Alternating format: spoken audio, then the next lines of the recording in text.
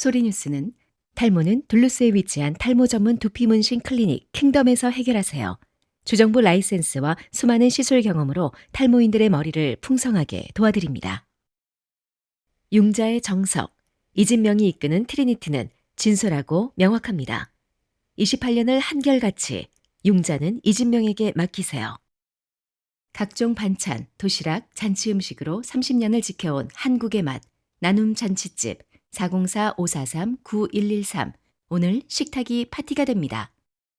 여러분의 눈높이에 맞춰 정조준하는 교통사고 전문 정준법률사무소 한 곳에서 시작되는 안정된 미래 선우앤선우 종합보험 후원으로 만들어지고 있습니다. 2월 11일 수요일 뉴스웨브25 소리뉴스입니다. 캐나다 브리티시 컬럼비아주 북부의 한 중고등학교에서 총격 사건이 발생해 용의자를 포함해 총 10명이 사망하고 25명이 부상을 입는 참극이 벌어졌습니다.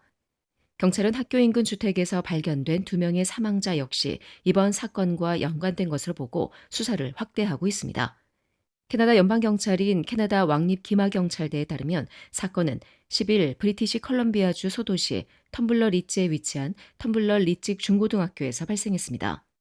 총격으로 현장에서 다수의 사상자가 발생했으며 이후 인근 한 주택 내부에서 추가로 2명이 숨진 채 발견됐습니다. 경찰은 두 장소에서 발생한 사건이 동일 용의자와 연결된 것으로 보고 있습니다. 이번 사건으로 총 10명이 숨졌으며 이 가운데 용의자도 포함된 것으로 확인됐습니다.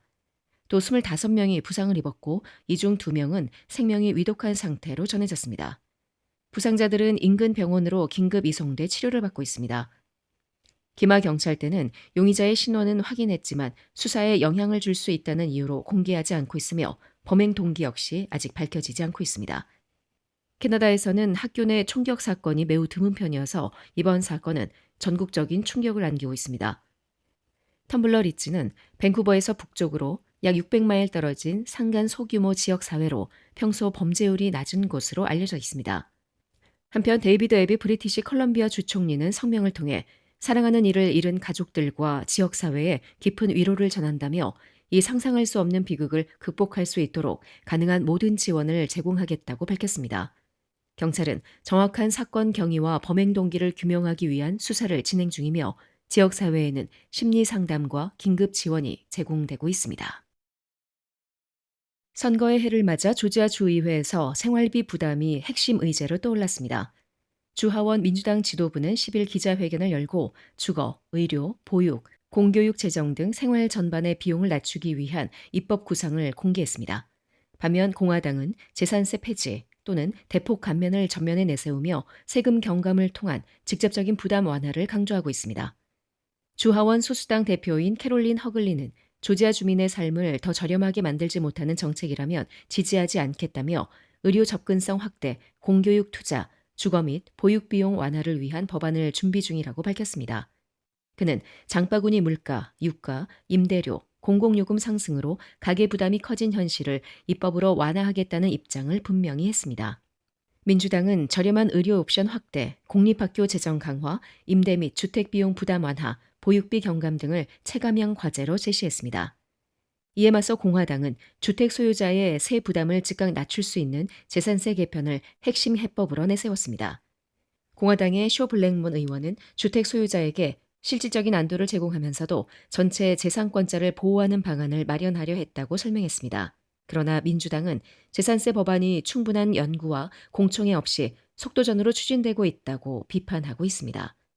민주당의 허글리 대표는 전주 차원의 공청회나 연구 검토가 없었다며 중대한 공공정책이 선거용 구호로 소비되는 것이 우려된다고 지적했습니다. 이 양당의 접근은 뚜렷이 대비되고 있습니다.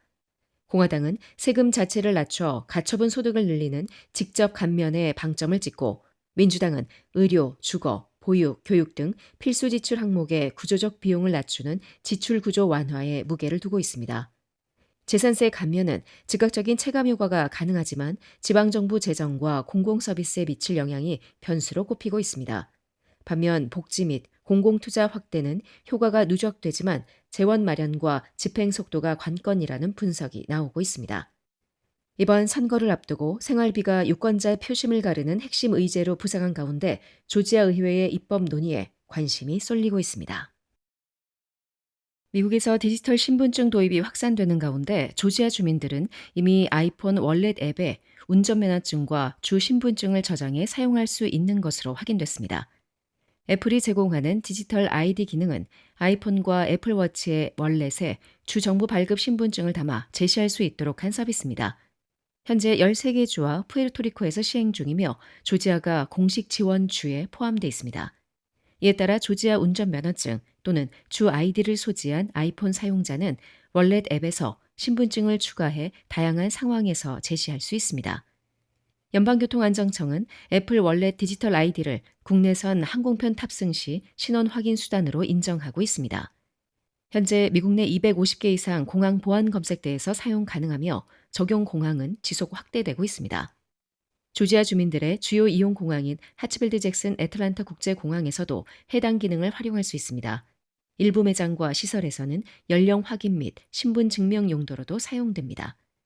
애플은 아칸소, 코네티컷, 켄터키, 미시시피, 오클라호마, 유타, 버지니아 등 7개 주가 추가 도입을 준비 중이라고 밝혔습니다. 다만 구체적인 시행 일정은 공개되지 않았습니다. 이와 달리 조지아는 이미 시행 중으로 별도의 대기 없이 즉시 사용이 가능합니다. 애플에 따르면 디지털 아이디 정보는 기기 내 보안 영역에 암호화 저장되며 페이스 아이디 또는 터치 아이디 인증을 거쳐 제시됩니다. 위 변조 및 도난 방지 설계가 적용됐습니다. 또한 미국 여권 소지자는 여권 정보를 원래 디지털 아이디에 추가할 수 있습니다. 그러나 이는 실제 여권을 대체하지 않으며 해외여행이나 국경 통과 시에는 실물 여권이 필요합니다.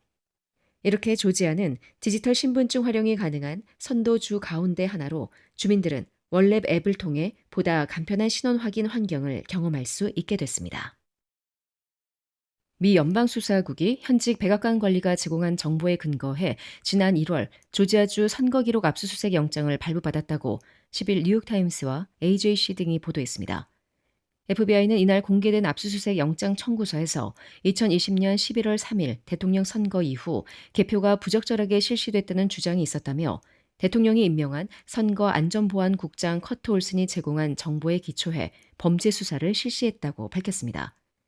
변호사 출신인 올슨은 2020년 대선이 부정선거라고 주장해왔으며 2021년 1월 6일 의회 폭동 당시 도널드 트럼프 대통령과 여러 차례 통화했다고 AJC는 보도했습니다. FBI는 영장 청구서에서 개표 과정에서 투표지 몇 장이 중복으로 개표됐으며 첫 개표와 재개표 결과가 다르며 선거 참관인 몇 명이 접하지 않은 투표용지를 목격했다는 증인 11명의 진술을 근거로 들었습니다. 증인 가운데는 공화당 소속 조지아주 선거관리위원 및 선거 부정론자들이 포함돼 있다고 AJC는 보도했습니다. 그러나 조지아주 정부는 증인들의 주장이 모두 근거 없는 것으로 결론 내렸다고 언론은 보도했습니다. 선거를 관할하는 브래드 라펜스퍼거 총무장관은 조지아주 선거는 전국에서 가장 안전하며 근거 없는 주장으로 국민 세금과 시간을 낭비하지 말아야 한다고 강조했습니다. 한편 영장 청구서를 검토한 클라크 커닝엄 조지아 주립대 로스쿨 교수는 영장 청구서에 범죄의 증거는 없고 추측과 의혹만 있다며 판사가 이런 청구서에 근거해 압수수색 영장을 발급했다니 놀랍다고 AJC에 밝혔습니다. 데이비드 베커 선거발전연구소 소장은 영장 청구서에 담긴 주장은 이미 5년 전 근거 없는 것으로 결론이 났다고 뉴욕타임스에 밝혔습니다. FBI는 지난 1월 28일 조지아주 풀턴 카운티 선거관리위원회를 압수수색해 수백 상자의 선거 관련 기록을 압수한 바 있습니다. 트럼프 대통령은 2020년 대통령 선거 당시 조지아주에서 11,000여 표 차이로 조 바이든 전 대통령에게 패한 것으로 나타나자 부정선거가 있었다고 줄곧 주장해왔습니다. 또 그는 지난 2일 팟캐스트에 출연해 조지아주 선거를 예로 들며 주정부가 실시하는 선거 관리를 국영화해야 한다고 주장했습니다. 애리조나 투싼에서 발생한 64세 여성 실종 사건이 유괴 가능성으로 확대되는 가운데 수사당국이 용의 관심 인물을 구금하며 사건이 중대 국면을 맞았습니다. 피마카운티 보안관 사무소와 연방수사국은 10일 밤 투싼 남쪽에서 실시한 교통 단속 과정에서 한 인물을 붙잡아 현재 조사 중이라고 밝혔습니다. 실종자는 카탈리나 푸틸스 지역에 거주하던 84세의 낸시 거스리로 그는 1월 31일 밤 자택에서 마지막으로 목격됐으며 다음날 교회에 나오지 않자 가족이 실종 신고를 했습니다. 이후 자택에서는 혈흔, 무장한 인물이 촬영된 감시카메라 영상, 몸값을 요구하는 협박문이 잇따라 발견되면서 단순 실종이 아닌 유괴 사건 가능성에 무게가 실리고 있습니다. 협박문은 연예매체 TMZ와 투싼 지역 방송사에 전달된 것으로 알려졌으며 비트코인으로 금전을 송금하라는 요구와 함께 2월 5일과 2월 9일 두 차례 시한이 제시됐습니다. 두 시한이 모두 지난 가운데 2월 10일 해당 비트코인 계정에서 $300 입금 내역이 포착됐다는 보도가 나오면서 수사당국의 움직임이 급격히 빨라졌습니다.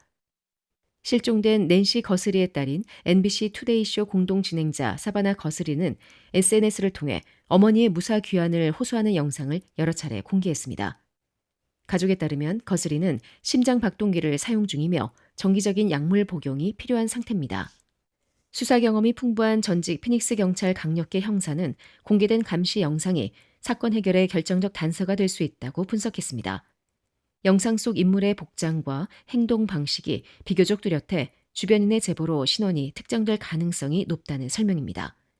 현재 수사 당국은 추가 CCTV 확보, 협박문 진위 여부 검증, 영상 공개 이후 접수된 제보 분석 등을 병행하며 비공개 수사를 이어가고 있습니다.